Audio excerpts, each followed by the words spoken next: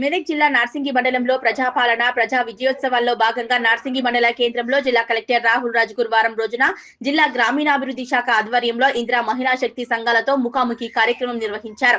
ఈ సందర్భంగా కలెక్టర్ మాట్లాడుతూ మహిళా శక్తి చాటాలని, మహిళను ఆర్థికంగా శక్తివంతులుగా చేయడమే లక్ష్యంగా ప్రభుత్వం ముందుకు సాగుతుందని, రాష్ట్ర ప్రభుత్వం ఉచిత విద్యుత్తో పాటు ప్రజా ప్రభుత్వం ద్వారా 6 గ్యారంటీల పథకాలు సమర్థవంతంగా అమలవుతున్నాయని, మహిళా శక్తి ద్వారా మెదక్ జిల్లాలో 100 కోట్ల రుణాలు ఇవ్వటమే లక్ష్యంగా ముందుకు పోతున్నట్లు తెలిపారు. మహిళా క్యాంటీన్లు, క్యాటరింగ్, మీ సేవా సెంటర్లు ఏర్పాటు చేసేందుకు ప్రభుత్వం ప్రత్యేకమైన చర్యలు తీసుకుంటున్నట్లు తెలిపారు. 3500 నాటుకోళ్లు 45 రోజుల పెంపకం చేపట్టి మహిళా సంఘాల్లో ప్రతి మహిళకు 10, 20, 25, 100 చొప్పున నాటుకోళ్లను పంపిణీ చేయడం జరుగుతుందన్నారు. మహిళలు నాటుకోడి మాంసం పౌష్టికాహారం అందుతుందన్నారు. మహిళలను ఉన్నత స్థానంలో నిలబెట్టేందుకు ప్రభుత్వం కృషి చేస్తుందని తెలిపారు. ప్రభుత్వం మహిళా సాధికారితకు పెద్దపీట వేస్తుందని, మండల కేంద్రంలో మహిళలకు పౌల్ట్రీ ఫారం ఏర్పాటు చేయడం జరిగిందన్నారు. ఈ కార్యక్రమంలో జిల్లా గ్రామీణాభివృద్ధి అధికారి Srinivas, MPDO Anand, additional DRDO Saraswati, DPM Prakash, సంబంధిత అధికారులు పాల్గొన్నారు. మనం ఇచ్చినామంటే కూడా సో ఆమె ఏం చేస్తుంది?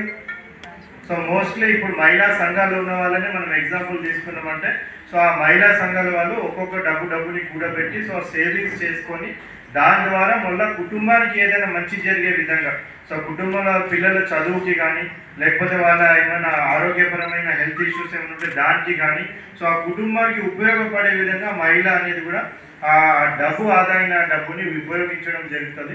సో అందుకని ప్రభుత్వం కూడా ఇది దృష్టిలో పెట్టుకొని మహిళలని సాధికారత సాధించే విధంగా ఈ స్కీమ్స్ అంతా కూడా 1000 రూపాయల నుంచి 2000 రూపాయల వరకు మనము ఆదాయం అనేది కూడా ప్రతి కుటుంబానికి వచ్చేది కూడా మహిళలను ఉద్దేశించి కూడా చేయడం జరిగింది.